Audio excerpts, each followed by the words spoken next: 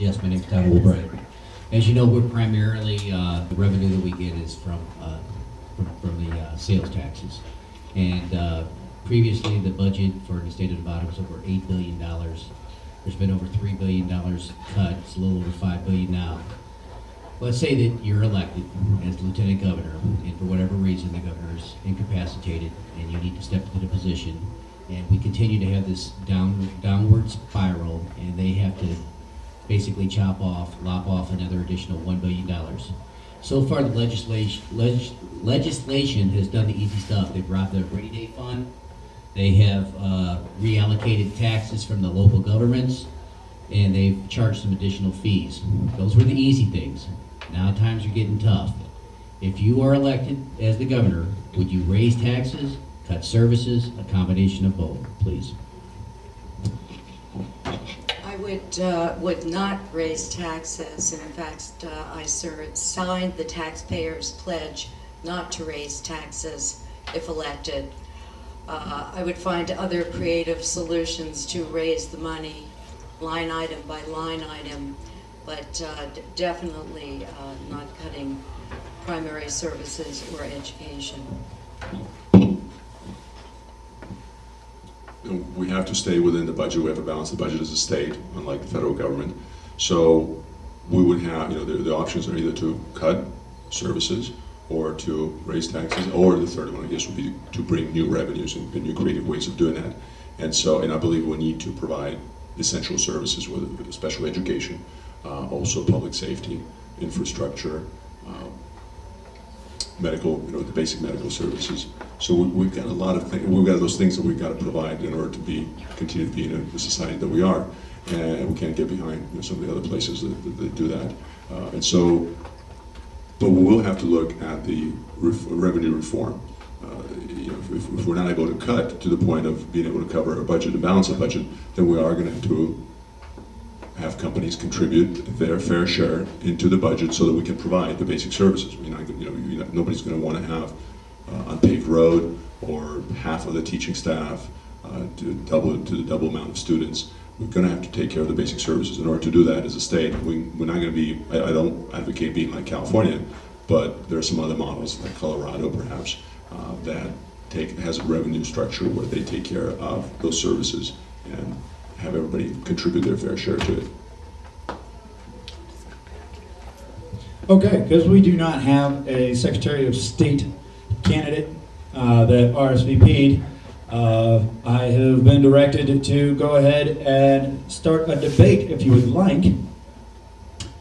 We can go ahead and do a debate. So the format thereof has not yet been defined, and this is actually the first time that we're doing it. So actually I'm going to defer to Chris Steele because he has a lot more experience as a panelist, if that's okay with you, Chris, as per the panelist in charge of the debate. Thank you very much, Nick. Okay, so spontaneous. This is just going to be a good perspective on maybe some opposing views. Okay, so it's neat because we have the Republican, we have the Democrat. If a couple issues come to mind, just kind of off the top of my head, that I'm not really sure where you stand.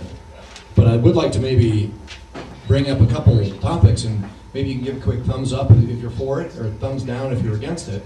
And if we have kind of a meshing there, then we'll go ahead and have a nice, healthy discussion. Is that okay? So let's start off with say Yucca Mountain. You for it or are you against it? Just give me a thumbs up or a thumbs down. Paul, are you for it or against it? Just give me a thumbs up or a thumbs down. As a repository, I'm against it. Okay, you're against it, you're for it. Okay, that's a good topic. And I'll start the debate. And the reason I'm against it is because I know people that were impacted by the Chernobyl in the 80s. I didn't share with you guys my personal background, but I'm a living example of the American dream being still alive and well. I came to the United States as a teenager. I grew up in the former Soviet Union. I remember when Reagan told Gorbachev to tear down the wall. I remember, some of you old enough to remember when Berlin Wall came down. I remember listening on the little radio that had a wire attached to it to Radio Free Europe and Radio America. and that's where we're getting some news that wasn't filtered by the government. And so I remember listening to those things and watching the Berlin Wall coming down, or not watching it physically, but imagining of that coming down and the world opening up, and then coming to America as a teenager with no family, no friends, just a few $100s in my pocket, and pursuing my education, becoming a U.S. citizen, working in corporate America, starting my own business. I'm living that American dream, and that's one of the reasons that I'm running. Besides my qualifications for the job, I want to make sure that Nevadans have an opportunity to pursue their American dream. That was a long backdrop to my feeling on nuclear energy.